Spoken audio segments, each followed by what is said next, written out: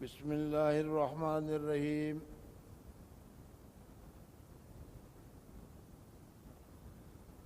الحمد للہ رب العالمین والصلاة والسلام علی سید الانبیاء والمرسلین محمد وآلہ واصحابہ اجمعین، اما بعد۔ افطار کی فضیلت ارشاد فرمانے کے بعد فرمایا کہ اس ماہ کا اول حصہ رحمت ہے، یعنی حق تعالی شانہ کا انعام متوجہ ہوتا ہے اور رحمت عامہ سب مسلمانوں کے لیے ہوتی ہے۔ اس کے بعد جو لوگ اللہ تبارک و تعالیٰ کا شکریہ ادا کرتے ہیں ان کے لیے رحمت میں اضافہ ہوتا ہے۔ لَإِن شَكَرْتُمْ لَأَزِيدَنَّكُمْ، اور اس کے بعد درمیانی حصہ سے مغفرت شروع ہو جاتی ہے۔ اس لیے روزوں کا کچھ حصہ گزر چکا اور اس کا معاوضہ اور اکرام مغفرت کے ساتھ شروع ہو جاتا ہے، اور آخری حصہ تو بالکل آگ سے خلاصہ ہی ہے۔ حدیث پاک میں حضور اقدس صلی اللہ علیہ وسلم نے رمضان کے اس پورے مہینے کی تقسیم کی اور بتایا کہ پہلا 10 دن کا پہلا عشرہ جو ہے رحمت ہے، دوسرا عشرہ مغفرت ہے، اور تیسرا عشرہ جو ہے عتقم من النیران ہے، یعنی جہنم سے چھٹکارا ہے۔ پہلا 10 دن پہلے جو ابھی چل رہے ہیں، آج اور کل آخری دن ہے اس کا، آج 9واں دن ہے، کل 10واں دن ہے، تو یہ رحمت کا عشرہ ہے۔ اللہ تبارک و تعالیٰ کی طرف سے ہر مسلمان کو، چاہے وہ متوجہ ہو یا وہ متوجہ نہ ہو، چاہے وہ عبادت کرے چاہے عبادت نہ کرے، اللہ تبارک و تعالیٰ کی رحمت اس کو پہنچتی ہے، اللہ تبارک و تعالیٰ کی رحمت اس کو ملتی ہے۔ رمضان کے 10 دن میں پہلا رحمت کا ہے تو یہ 10 دن ملتی ہے۔ اب رحمت کے ملنے کے بعد اگر وہ اللہ تبارک و تعالیٰ کا شکر ادا کرتا ہے، عبادت کرتا ہے، نوافل پڑھتا ہے، روزہ رکھتا ہے، قرآن پاک کی تلاوت کرتا ہے، تو پھر اللہ تبارک و تعالیٰ فرماتے ہیں لَإِن شَكَرْتُمْ لَأَزِيدَنَّكُمْ، تم زیادہ کرو گے تو ہم تمہارے اوپر زیادہ رحمتیں نازل کریں گے۔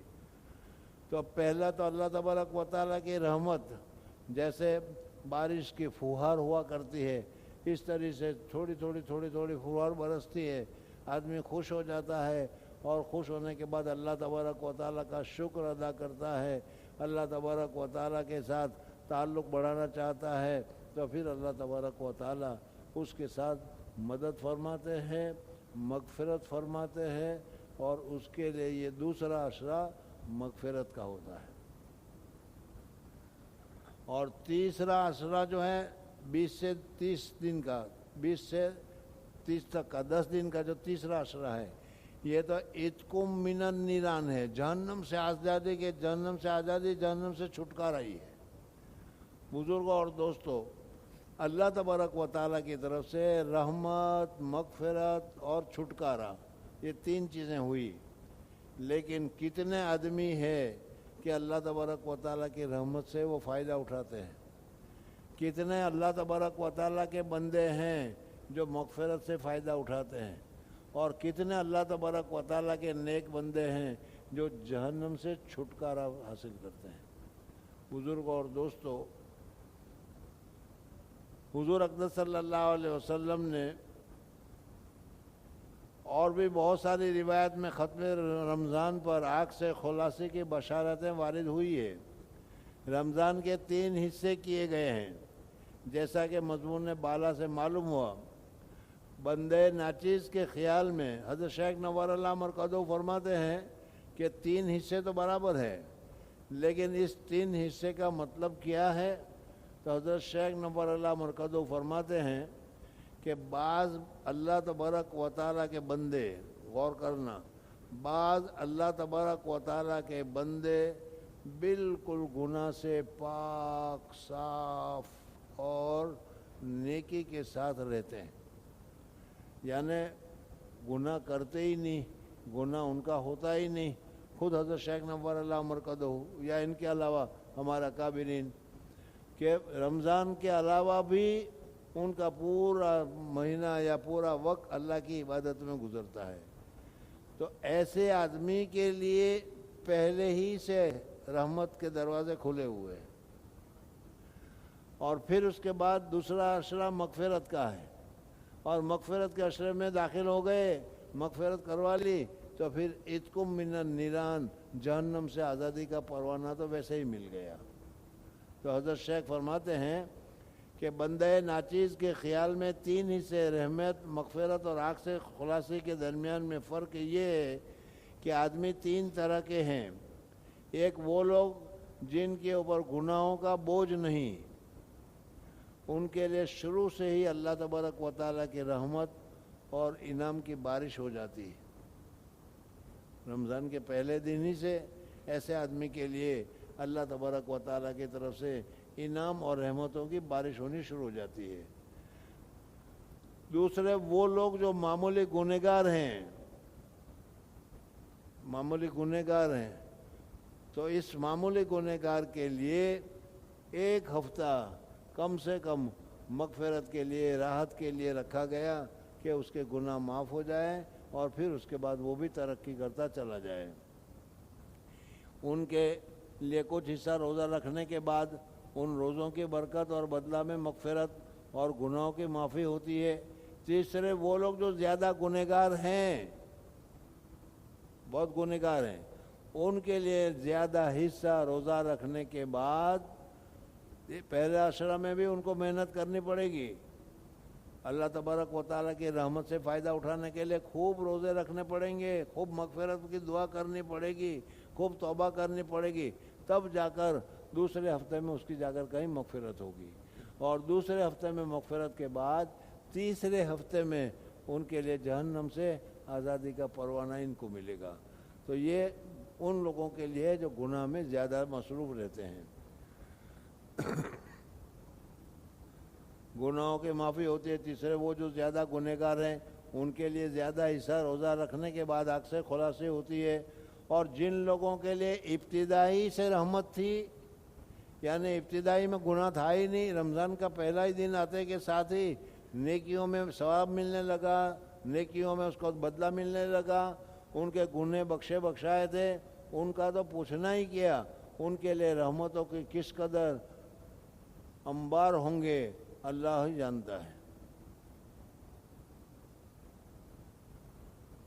اس کے بعد حضور اقدس صلی اللہ علیہ وسلم نے ہم لوگوں کے لیے حکم فرمایا کہ تمہارے کچھ ملازم بھی ہوں گے اور وہ ملازم بھی روزے کے ساتھ ہوں گے، تو تم لوگ اپنے کارندوں سے، کام کرنے والوں سے، اپنے ورکروں سے اس مہینے میں ذرا کام کا بوجھ ہلکا کیا کرو. ایسا نہیں کہ وہ روزے سے ہیں تو تم ان کو زیادہ ڈانٹو، زیادہ ڈپٹو، یا اگر روزے کی وجہ سے کچھ کام کرنے میں ڈھیلا پن ہوتا ہے، سستی ہوتی ہے، تو تم اس کو ڈانٹنا ڈپٹنا شروع کرو. ایسا مت کرو، بلکہ روزے کی برکت سے کچھ ان کے اوپر کام کم کرو. 6 گھنٹے کی جگہ پر 5 گھنٹہ کام کرو، تاکہ وہ شوق سے، ذوق سے وہ پوری طریقے سے کام کر سکے. یہ حضرت شیخ فرماتے ہیں.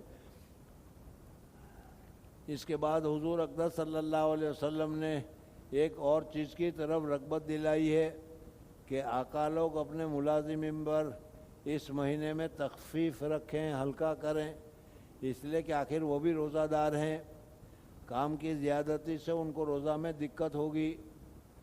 البتہ اگر کام زیادہ ہو تو ٹیمپروری طور پر ایک آدھ آدمی کو ملازم زیادہ رکھ سکتے ہو. جب کام زیادہ ہوتا ہے تو آدمی زیادہ بلا لیا جاتا ہے. تو یہاں پر اسی طریقے سے ٹیمپروری ایک آدھ آدمی کو زیادہ ہو تو اس میں مذائقہ نہیں کہ رمضان کے لیے ہنگامی ملازم ایک آدھ بڑھا لے، مگر یہ بھی اس وقت کہ جب کہ وہ تمہارے ملازم روزے دار ہو.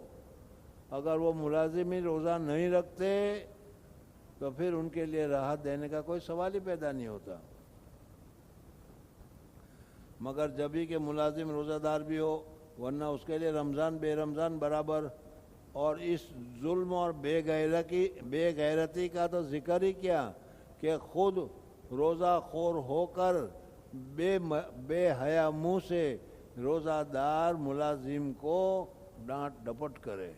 یعنی باس تو روزہ نہیں رکھتا اور بے شرم ہو کر وہ اس کے ملازم ہیں، وہ روزہ والے ہیں، ان کے ساتھ وہ ڈانٹ ڈپٹ کا معاملہ کرے، تو ایسے باس کو تو شرم سے مر جانا چاہیے.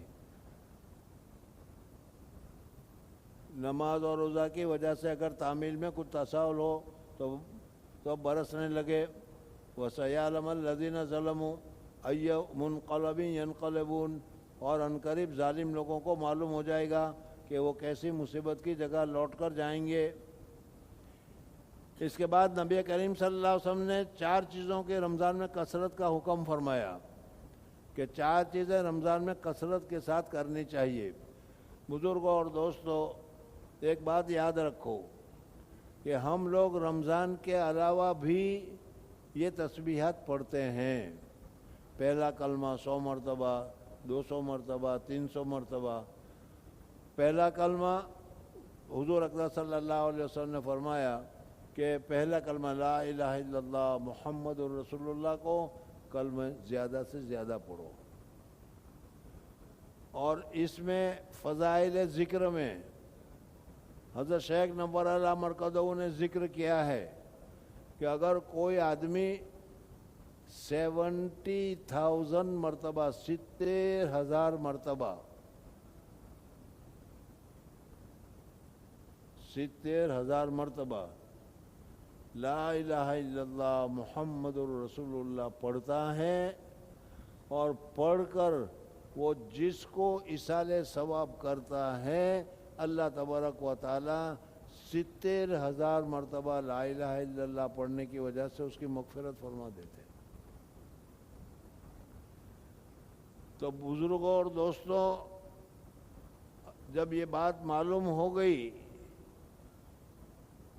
تو پھر ہمیں اپنے لیے تو کم سے کم 70,000 مرتبہ پڑھ کر ایک نصاب، ایک طریقہ پاس رکھ لینا ہی چاہیے. یعنی 70,000، اب 70,000 پڑھنا ہے تو لا الہ کی 1,000 کی تسبیح ہے، وہ 70 دن تک روزانہ پڑھتے رہو تاکہ 70,000 ہو جائے. اور اگر جلدی ہے تو لا الہ الا اللہ محمد الرسول اللہ روزانہ 2,000 مرتبہ پڑھو تو 30 دن میں 30 دونے 60,000 ہو جائے گا. 10,000 باقی ہوگا، وہ 2 دن میں پھر شوال میں عید کے مہینے میں پورا کر لو. حضرت شیخ نور اللہ مرکزہ نے ایک آدمی کا واقعہ بھی ذکر کیا جس کو کشف ہوتا تھا. کہتے ہیں کہ ایک آدمی تھا، بزرگ بیٹھے ہوئے تھے، ان کے پاس ایک آدمی کو متعلق ذکر کیا گیا کہ ان کو کشف ہوتا ہے، لیکن کشف ہوتا ہے یا نہیں ہوتا اس کو پہچاننے کی کوئی طریقہ نہیں تھا. بعض مرتبہ کسی کو کشف کچھ بھی نہیں ہوتا اور خامخواہ کہہ دیتا کہ مجھے کشف ہوا، میں نے دیکھ لیا. وہ فرماتے ہیں کہ ایک مرتبہ میں بیٹھا ہوا تھا، وہ بزرگ فرماتے ہیں، اتنے میں ایک آدمی آیا اور اس آدمی کو اس کی والدہ کا حال بتلایا گیا کہ اس کی والدہ کا انتقال ہو گیا تھا اور وہ والدہ گناہ کی وجہ سے جہنم میں جل رہی تھی. تو اس آدمی نے جب کشف ہوا، اسے دیکھا کہ اس کی والدہ جہنم میں ہے، تو ظاہر ہے کہ اس کو افسوس ہونا چاہیے تھا، ناراض ہونا چاہیے تھا، اور اس نے ناراضگی کا اظہار کیا کہ میری والدہ جہنم میں جل رہی ہے. اب جو بزرگ کی بات کر رہے ہیں وہ بزرگ کہتے ہیں میں نے جب یہ سنا کہ اس نے کہا کہ میری والدہ جہنم میں جل رہی ہے، تو یہ بزرگ کہہ رہے ہیں کہ میں نے، غور سے سننا، میں نے اس وقت میرے دل میں یہ سوچا کہ آج بہت اچھا موقع ہے، اس کو کشف ہوتا ہے کہ نہیں وہ بھی معلوم ہو جائے گا، اور 70,000 مرتبہ کلمہ پڑھنے سے مغفرت ہوتی ہے کہ نہیں یہ بھی معلوم ہو جائے گا، دونوں چیزیں ایک ساتھ ہو جائے گی۔ کس طرح؟ اس بزرگ نے کئی نصاب پڑھ رکھے تھے 70,000 کے، اس نے اسی وقت فوراً دعا کی کہ یا اللہ میں نے جو 70,000 کلمہ پڑھا، 70,000 مرتبہ کلمہ پڑھا ہے، اس کو میں اس لڑکے کی والدہ کو ایصال ثواب کرتا ہوں تو اس کو نامہ اعمال میں لکھ دے۔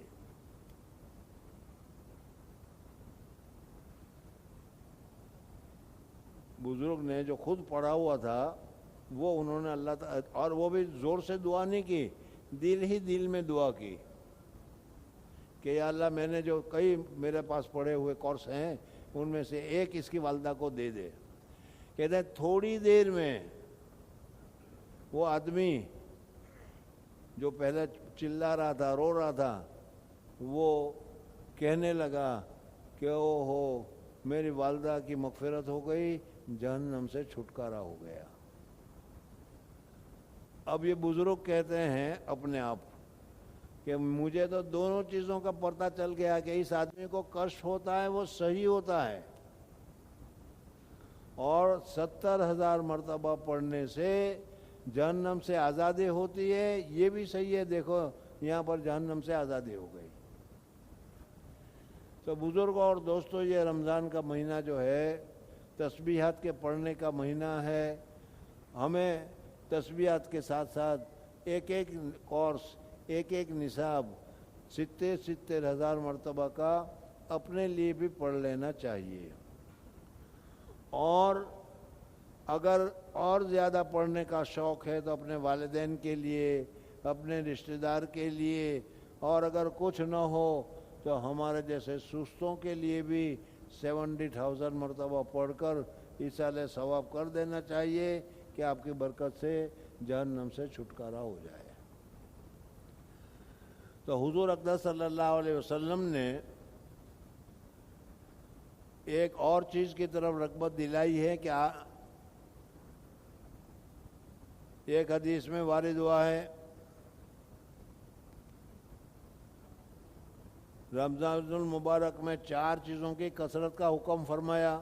اول کلمہ شہادت، احادیث میں اس کو افضل الذکر ارشاد فرمایا ہے، لا الہ الا اللہ محمد الرسول اللہ، پہلا کلمہ طیب، اس کو بہترین ذکر تعبیر فرمایا ہے۔ مشکات میں بروایت ابو سعید خدری نقل کیا ہے کہ حضرت موسیٰ علیہ السلام نے اللہ تبارک و تعالیٰ سے ایک مرتبہ کہا کہ یا اللہ تو نے مجھے بہت ہی اونچا درجہ عطا فرمایا۔ اللہ جل جلالہ و امن والہ نے آج تک کسی انسان سے بات نہیں کی،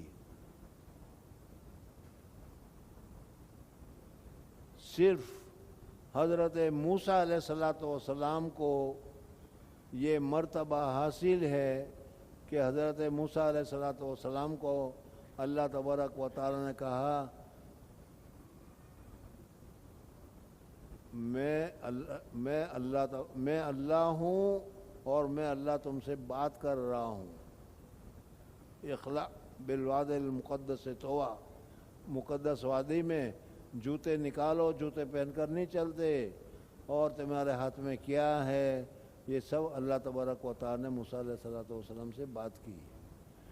موسیٰ علیہ السلام کے علاوہ حضور اقدس صلی اللہ علیہ وسلم نے کسی سے بات نہیں کی۔ ہاں، من ورائے حجاب، پردے کے پیچھے سے، رسول کے ذریعے سے، ملائکہ کے ذریعے سے، فرشتوں کے ذریعے سے اللہ تبارک و تعالیٰ دوسروں کے ساتھ بات کرتے ہیں، لیکن حضرت موسیٰ علیہ السلام کے ساتھ اللہ تبارک و تعالیٰ نے حضرت موسیٰ علیہ نے ایک مرتبہ اللہ جل جلالہ کے بارگاہ میں عرض کیا کہ یا اللہ تو مجھ پر کوئی ایسی دعا بتلا دے کہ اس کے ساتھ میں تجھے یاد کیا کروں اور دعا کیا کروں.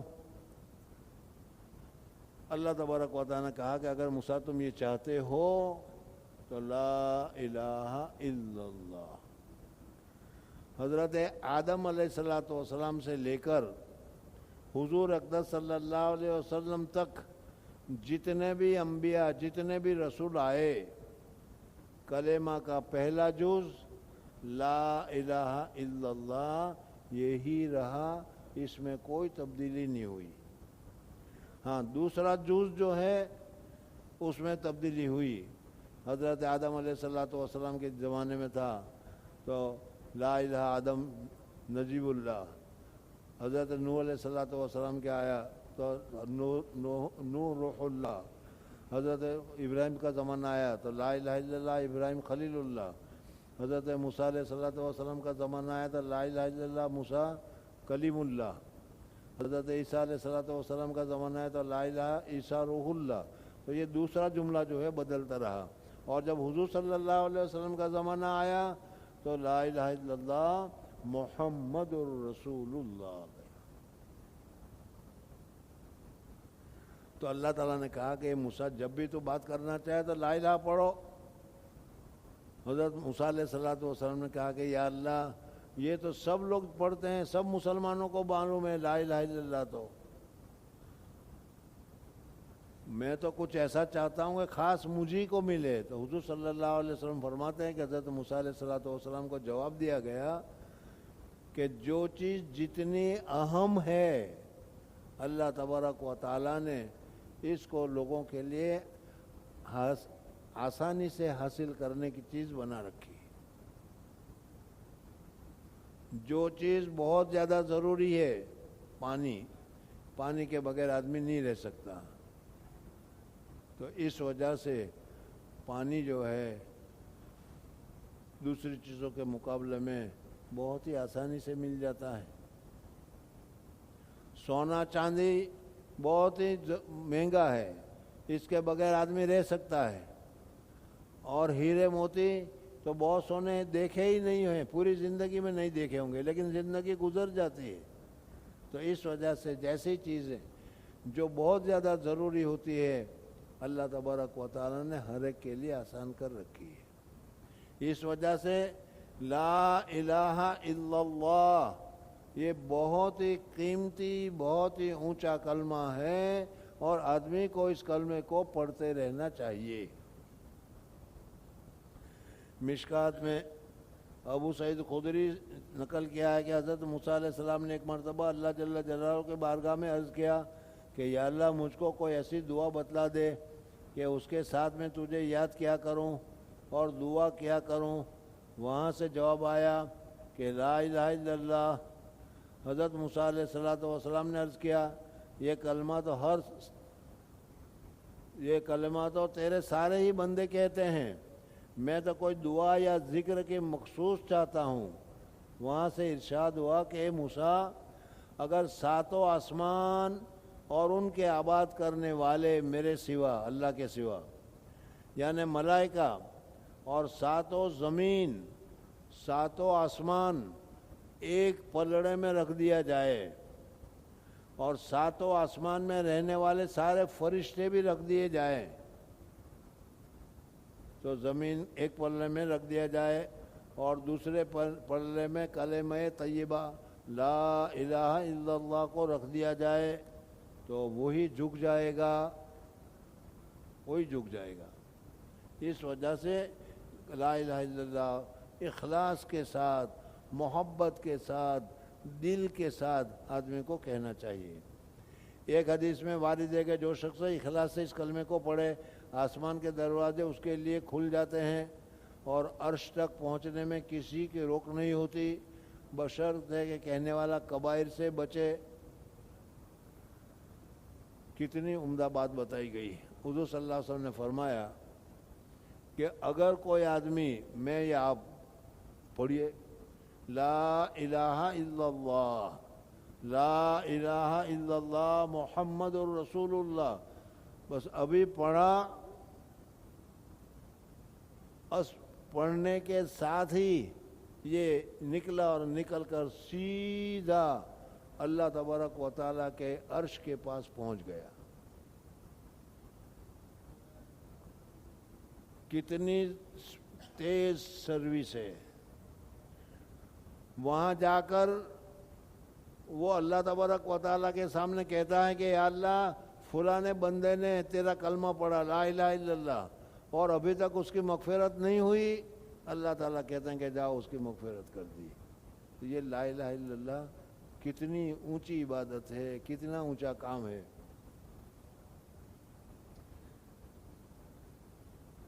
جو شخص اخلاص کے ساتھ پڑھے، اخلاص ضروری ہے اس میں، آسمان کے دروازے اس کے لیے فوراً کھل جاتے ہیں اور عرش تک پہنچنے میں کسی قسم کی روک نہیں ہوتی، بشرطے کہ کہنے والا کبائر سے بچے۔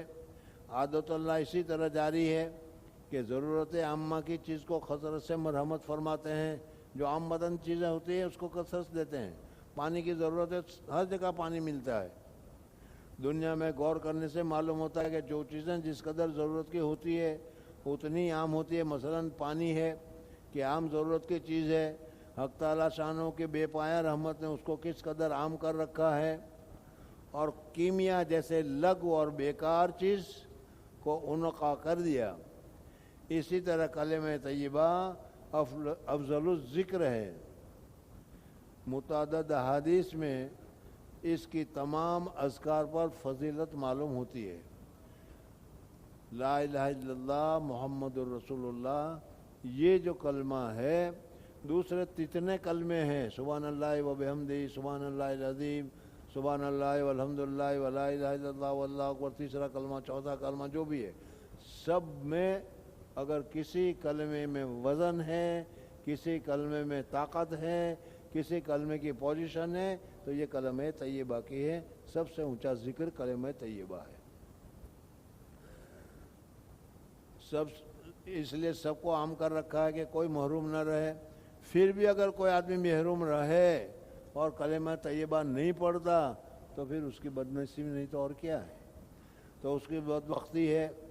بالجملہ بہت سی احادیث اس کی فضیلت میں وارد ہوئی ہے جن کو اختصار کی وجہ سے ترک کیا جاتا ہے۔ تو حضور صلی اللہ علیہ وسلم نے کہا تھا کہ رمضان میں 4 چیزوں کی زیادہ کرو، ان میں پہلی چیز بتائی تھی کلمہ طیبہ، تو کلمہ طیبہ زیادہ پڑھنا چاہیے۔ اب ذرا سا میں آپ حضرات سے پوچھوں کہ رمضان کے 10 دن ہو گئے، آپ نے لا الہ الا اللہ پڑھتے ہی ہیں، پڑھ ہی رہے ہیں، لیکن رمضان میں کتنا پڑھا؟ رمضان سے پہلے 300 مرتبہ روزانہ پڑھتے تھے، رمضان میں بھی 300 ہی مرتبہ پڑھا، تو زیادہ کیا پڑھا؟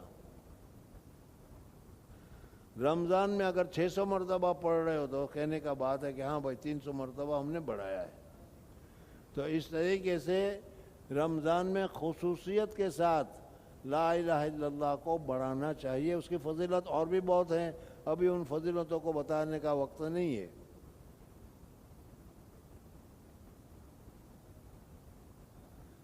دوسری چیز جس کی کثرت سے حدیث بالا میں ارشاد فرمایا گیا اور وہ استغفار ہے، توبہ ہے، اپنے گناہوں سے معافی مانگنا ہے۔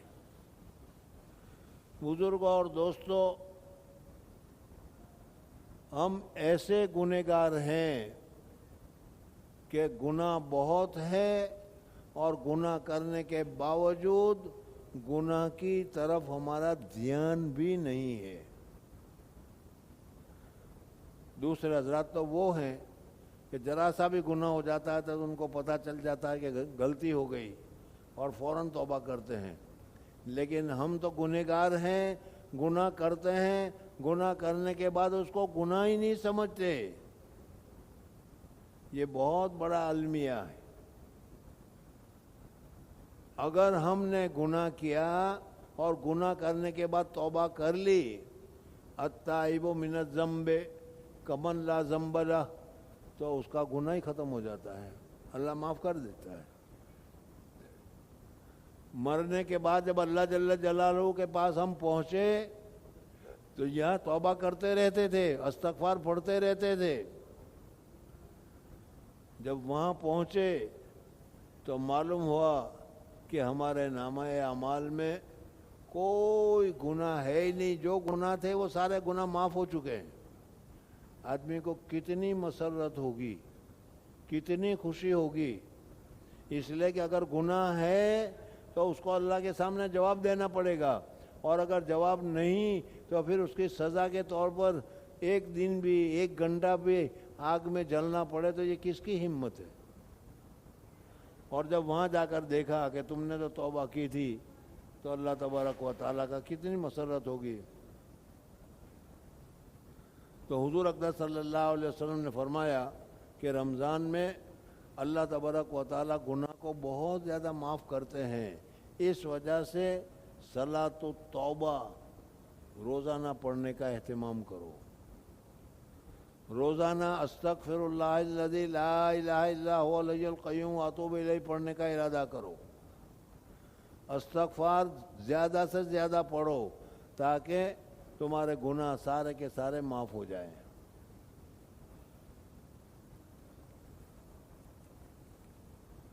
दूसरी चीज़ जिसकी कसरत करने को हदीस बाला में इरशाद फरमाया गया वो इस्तिग़फ़ार है।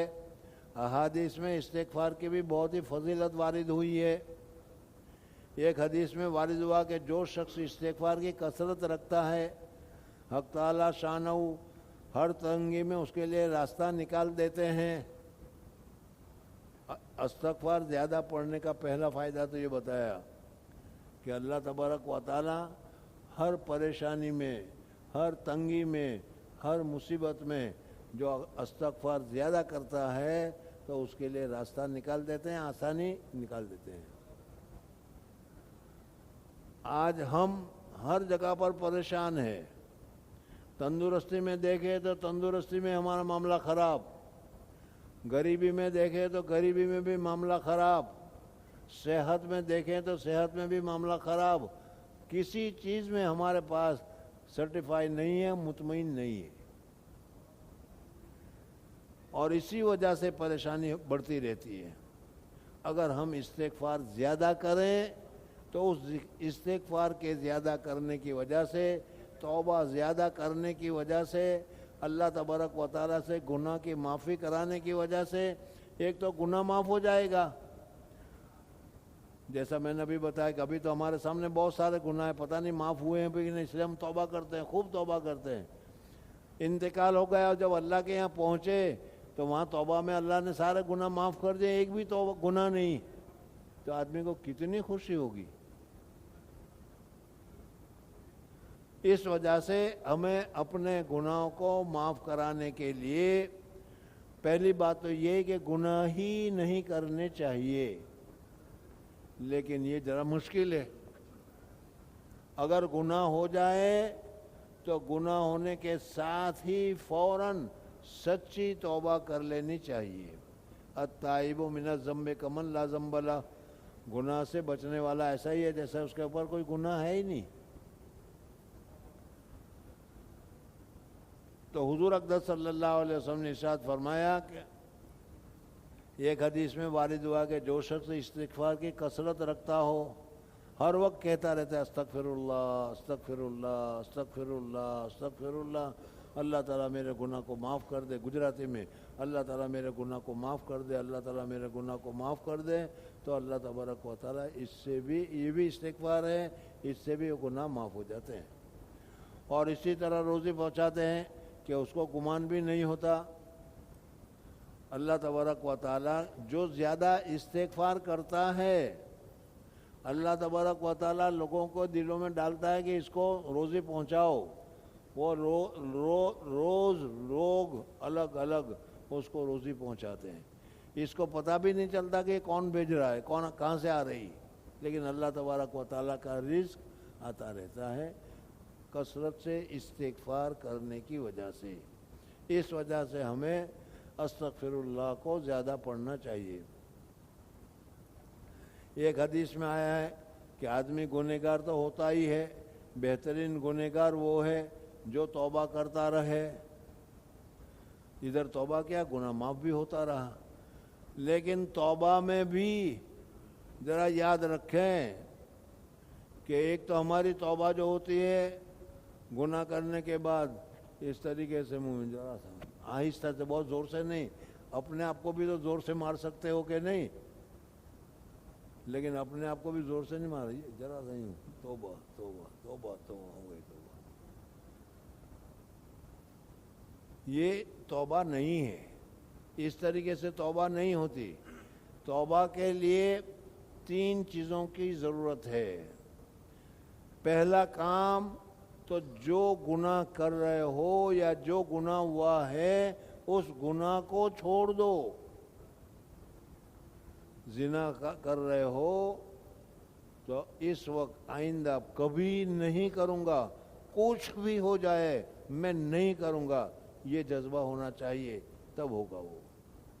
ورنہ اگر توبہ کرتے وقت یہ ہے کہ ٹھیک ہے موقع ملا تو پھر دیکھ لیں گے، تو وہ دیکھ لینے پھر یہ توبہ پکی نہیں ہے۔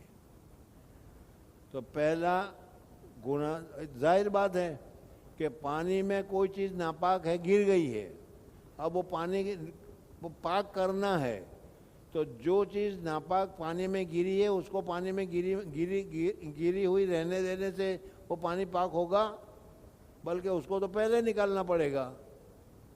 تو اس طریقے سے جب ہم توبہ کرنا چاہتے ہیں، توبہ مقبول کرنا چاہتے ہیں، تو پھر سب سے پہلا کام یہ ہے آئندہ، اس وقت تو یا اللہ گناہ ہو گیا، لیکن آئندہ کبھی کسی صورت میں بھی کسی حالت میں بھی یہ گناہ اب میں نہیں کروں گا، عزم مصمم کرے اس گناہ سے نہ کرنے کا ایک، اور دوسرا سچے دل سے کرے، اور تیسرا اس کے کرنے کے بعد اس کے مطابق عمل کرے۔ یہ نہیں کہ زبان سے تو کہے لیکن دل سے ابھی تو یہ گناہ معاف نہیں ہوتا۔ اسی طرح روزی پہنچاتے ہیں کہ اس کو گمان بھی نہیں ہوتا۔ ایک حدیث میں آیا کہ آدمی گنہگار تو ہوتا ہی ہے، بہترین گنہگار ہے جو توبہ کرتا رہے۔ ایک حدیث قریب آنے والی ہے کہ جب آدمی گناہ کرتا ہے تو ایک کالا نقطہ اس کے دل پر لگ جاتا ہے، اگر توبہ کرتا ہے تو وہ دور دھل جاتا ہے، ورنہ باقی رہتا ہے۔ اس کے بعد حضور نے 2 چیزوں کو مانگنے کا امر فرمایا، جنت کا اور جنت کے حصول اور جہنم سے پناہ۔ اللہ تبارک و تعالیٰ سے یہ بھی مانگنا چاہے کہ یا اللہ جنت الفردوس میں ہمیں جگہ عطا فرما، یا اللہ جہنم کے عذاب سے ہماری حفاظت فرما، جہنم کے عذاب کو برداشت کرنے کی ہمارے اندر طاقت نہیں ہے، یہ بھی اپنی دعا میں مانگتے رہنا چاہیے۔